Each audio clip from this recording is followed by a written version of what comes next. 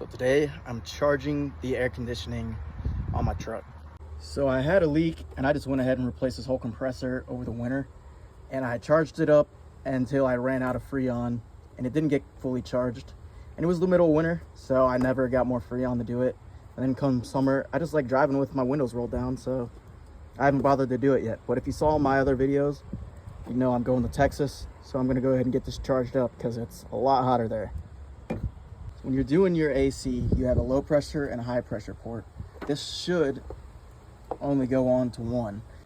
Since that cap was gone, I'm gonna get something in there and clean that out, make sure I'm not getting any dirt, debris, anything like that stuck inside the system. I'm gonna go ahead and plug this back in here. Click, get that cleaned off.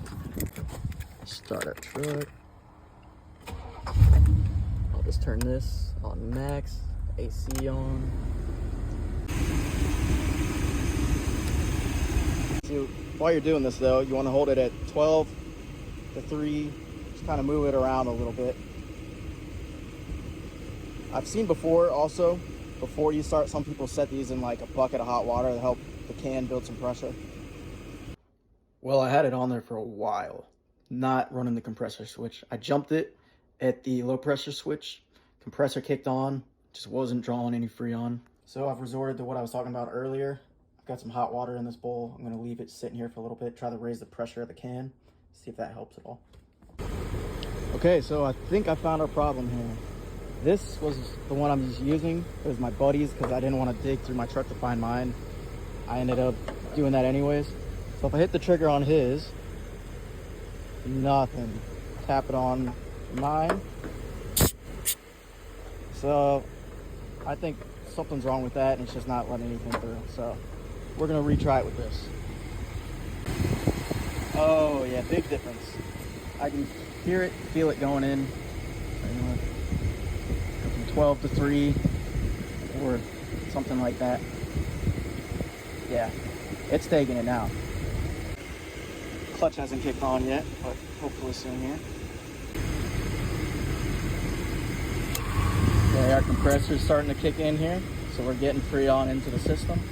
So it's running constantly now, so we're just starting to get into the green.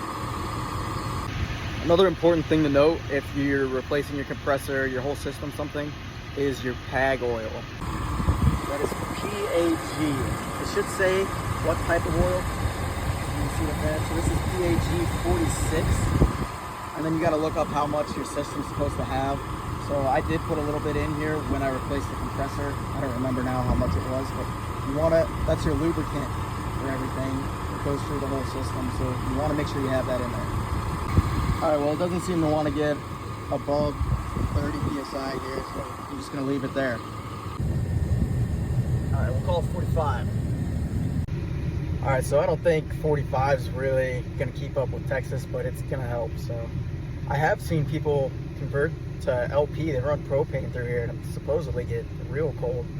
I don't know, maybe that's something to look into in the future, but for now, it's better than nothing. So this was the can the trigger was on that didn't work, and it has leak sealer in it, and to my understanding all that does is just swell up all your seals and stuff. So I wonder if that just, the leak sealer additive destroyed this.